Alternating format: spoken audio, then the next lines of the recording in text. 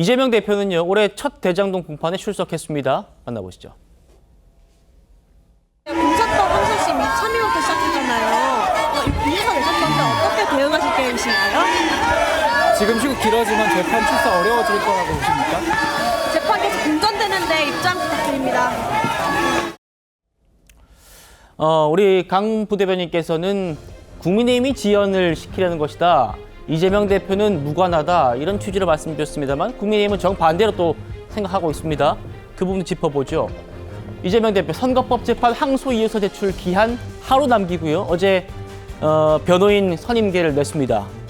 누구를 변호인으로 선임했느냐? 이찬진 변호사입니다. 이재명 대표의 쌍방울 대북송금 변호인단에 속해 있고요.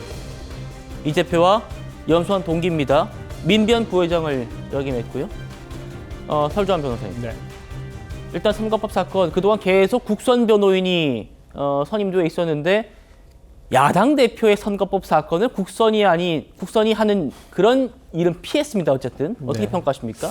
뭐 그것조차도 약간 참 이렇게 사람들이 보기 국민들이 판단하시기에 참 이렇게 뭐 진중하게 보이지 않는다 저는 보입니다. 어떤 뭐 변호인을 구하지 못한 사정이 뭐 무슨 사정이 있었는지는 모르겠습니다만은 뭐 진직에도 충분히 저는 뭐 선임할 수 있었던 상황이라고 보는데 어찌됐든 간에 거의 하루를 앞두고 일단 사선 변호인을 선임함으로써 정상적으로 이제 진행이 될 수 있도록 제가 우려했던 것은 한 명씩 하면서 또 지연을 하려고 하지는 않았을까. 그게 좀 걱정이었는데 오히려 이런 우려는 덮어버리고 오히려 지금 오늘 2명이 선임됐거든요. 근데 오늘 제가 봤을 때는 이 명단을 봤을 때 이분들이 실질적으로 변호 업무를 하시는 분들은 아니세요. 일단 더 제가 봤을 때는 변호인이 선임될 것으로 예상을 하고요. 그렇군요. 아마 그분들이 한 2-3분 정도 더 아마 선임이 될 걸 예상을 하고 아마 이분들이 이제 항소 이유서라든지 이런 부분들을 아마 제출하고 절차적인 면을 진행하기 위해서 아마 선임계를 제출하신 걸로 보입니다. 예. 자, 제가 정리해드리죠. 지금 서로 재판 탄핵 심판 연기하려고 하는 것 아닌가 이렇게 하기 때문에 타임 스케줄을 정리하면 이겁니다. 633 원칙에 따르면 이재명 대표의 선거법 재판은 4월 또는 5월 정도에는 대법원 판결까지 나와야 하는 그런 상황입니다. 대통령 탄핵 심판은요, 180일이 시한이기 때문에 6월 11일 이전엔 나와야 되는 상황입니다. 약 한 달 정도의 시차가 있는데 친명 좌장으로 불리는 정성호 의원이 오늘 이 말을 한 게 의미심장합니다. 들어보시죠.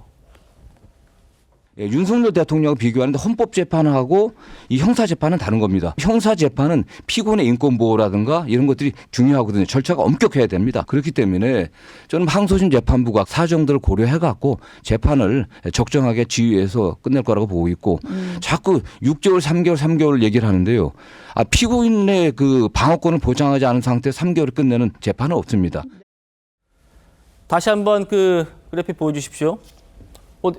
구자영 변호사님. 그러니까 지금 이재명 대표의 재판이 정상적으로 원칙대로 흘러갔다면 5월에 끝나야 하는데 정성호 의원 얘기는 방어권 보장을 받으면 5월은 넘길 수밖에 없다 지금 이 얘기거든요.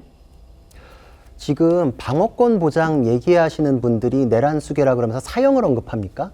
정말 있을 수 없는 얘기고 헌법재판소에서도 탄핵 절차는 형사소송법을 준용하기 때문에 방어권에 대한 개념은 똑같이 적용이 돼요. 그러니까 방어권 보장에 대한 가치, 그 필요성은 두 재판이 똑같습니다. 그런 상태에서 가장 결정적인 차이는 헌법재판소의 180일 이내의 판결 선고는 권고사항이에요. 저거는 안 지켜도 상관이 없을 뿐만 아니라 대부분 다른 헌법소원 사건들이나 이렇게 볼 때는 안 지키는 경우가 더 많아요. 근데 이재명 대표의 633이라는 거는 강행 규정이라서 법 자체가 반드시 지키게끔 돼 있거든요. 근데 정성호 의원의 얘기는 이재명 대표는 반드시 지켜야 되는 저 규정을 지킬 필요가 없다 그러고 지금 윤석열 대통령에 대한 탄핵소추 사건은 빨리 땡겨가지고 해야 된다 그러고 그러니까 이렇게 위선적이고 모순적일 수가 없는 것이죠. 방어권 보장이나 충실한 심리의 필요성은 양쪽 다 있다. 양쪽 다 빨리 하자 그러든지 양쪽 다 방어권을 위해서 충실하게 하자 그러든지 이래야지 위선적이다라는 소리를 안 들을 것이고 그리고 법원이 정권의 그 권력에 굴복하는지 아닌지는 이번 23일에 첫 재판 보면 알거든요. 헌법재판소 지금 완전히 달리고 있어요. 일주일에 2번씩 재판을 벌써 5번을 잡아놨거든요. 근데 원래 이 시스템은 형사재판에서 그렇게 합니다. 형사 재판에서 빨리 할 재판이 있으면 제가 아는 사건도 심지어 일주일에 막 3번도 해봤거든요. 일반 사건도 그래요. 정치인 사건도 아닌데. 근데 이거는 법에서 기한이 정해져 있기 때문에 최소 일주일에 2번 이상을 잡아놔야 되는 게 맞다. 23일에 그렇게 잡으려고 하는 게 맞고, 그때 만약에 이재명 대표 측에서 그거에 대해서 반대하고 늘리려고 하면은 그거에 대해서는 꼼수다. 비판받아 마땅하다라는 얘기를 모두가 다 같이 할 수 있어야 됩니다. 예. 반면 검사 출신인 조홍천 전 의원은요, 내가 이재명이라면 오히려 법원을 향해서 집중 심리를 해달라고 요청하겠다, 이런 말도 했습니다. 왜 그런 건 좀 들어보시죠. 조기 대선이 일어나가지고 당선된다 칩시다. 지금 재판 계속되는 거 이것도 나라가 또 두 쪽이 날 겁니다. 네. 아마 제대로 통치권 행사 못 할 거예요. 이것도 임기를 미연에 했다고 방지할 겸 내가 이재명 대표라면 나도 선거법 위반에 대해서 일주일에 2번씩 집중 심리 해다오. 네네. 법원에다가. 그래서 최대한 빨리 항소심 끝내다오. 그리고 최대한 빨리 대법원 확정 판결까지 끝내다오. 그래서 내 무죄를 입증해다오. 가능하다면은 위증 조사까지 같이 해다오. 그래서 어쨌든 탄핵과 네. 나의 사법 리스크가 거진 같이 결론이 날 수 있게 해다오. 둘 다 네. 무죄라며요. 억울하다며요. 그러니까 그렇게 얘기를 해야죠. 지도자다움을 보여주시라.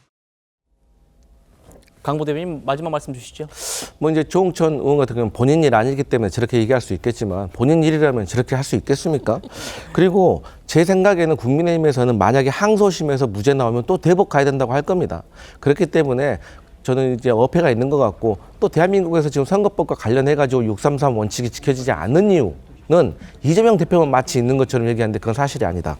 그리고 윤석열 대통령의 탄핵심사에는 결정적인 변수가 하나 있습니다. 4월 18일에 헌법재판관 2명이 임기가 종료되는 겁니다. 그렇죠. 그렇기 때문에 그 전에 끝내야 되는 겁니다. 이재명 대표와 관련된 재판부는 컴퓨터가 랜덤으로 돌려서 누가 할 수 있는 거지만 헌법재판관은 그런 상황이 아닙니다. 그리고 이번에 2명이 그만두는 헌법재판관은 대통령의 추천 모신 겁니다. 그렇기 때문에 상황이 다르다는 점을 알려드리고, 다시 한번 말씀드리지만 이재명의 대표는 이재명 재판부에서 알아서 최대한 빨리 제대로 하는 것이고, 또 윤석열 대통령에 관련된 탄핵 심사도 빠른 것도 중요하지만 저도 정확한 게 중요하다, 이런 입장이지만 4월 18일을 넘기는 것은 좀 부적절해 보인다, 이런 부대변인 뭐 입장입니다. 말씀 주실 게 있으신가요? 지금 4월 18일 얘기는 헌법재판관 2분이 퇴임하는 건데, 퇴임 전에 무조건 해야 된다, 이런 또 규정은 또 없는 거잖아요.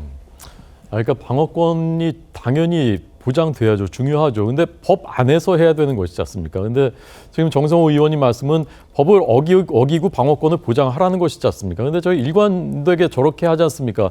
법사위로 판사까지 불러가지고 전현희 의원이 재판부 바꿔달라, 그 규정이 없습니다, 그렇게 할 수 없습니다, 법에 그렇게 돼 있습니다라고 하니까 그때 뭐라고 얘기하는지 저 이제 들었거든요. 제가 그건 아는데요, 그래도 좀 해주세요. 이거예요. 일관되게 그냥 초법적인 존재니까, 자신들의 대표는 자기 당 안에서 초법적인 존재니까 나라에서도 초법적인 존재를 만들어 주십시오, 이렇게 때를 쓰는 것이지 않습니까? 그게 통하면 우리나라 법治국가입니까?